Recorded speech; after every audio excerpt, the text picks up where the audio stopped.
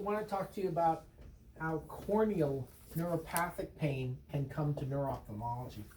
And just like neuropathic pain in other parts of the body, like small fiber neuropathies, the patients complain about pain that's disproportionate to what we see on the exam. In fact, normally the exam is normal. So the most common neuropathic pain that we see is like dry eye. And so those dry eye patients are easy to diagnose because we have something we can see on the slit lamp examination.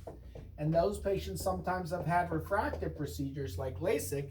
And as you know, the cornea is the most innervated organ in our body. It has more nerves per square inch than the other parts of your body.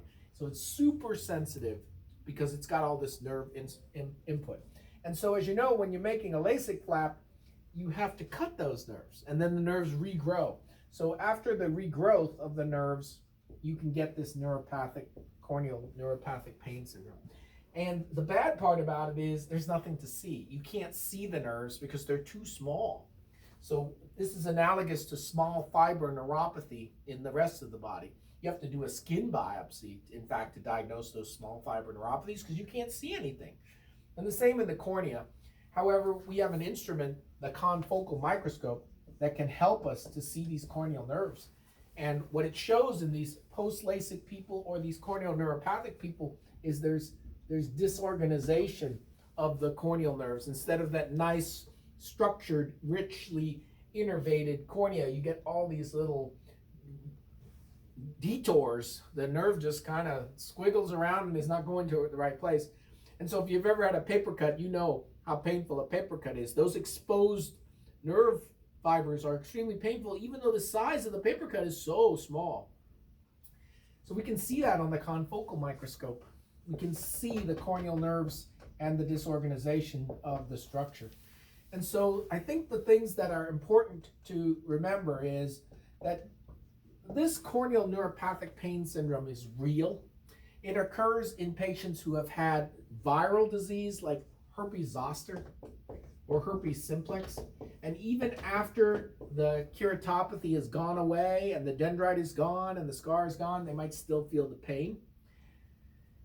We're going to be looking for the common causes, dry eye and status post-LASIK. The confocal microscope is analogous to what we're doing in small fiber neuropathies, which is a skin biopsy, but the confocal is like a non-invasive biopsy of the cornea to see those nerves.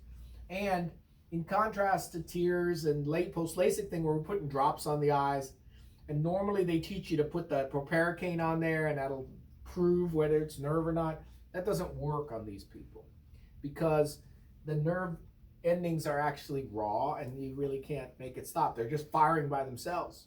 It's not really from irritation of the cornea. So it's not like dry eye where there's actually a stimulus to that nerve, and if you put the anesthetic on, it'll make it stop. These nerves are the cause of the pain.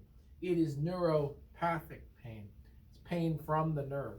And so we're going to use the same kinds of medicines, gabapentin, Lyrica, the same kinds of medicines we use for neuropathic pain elsewhere.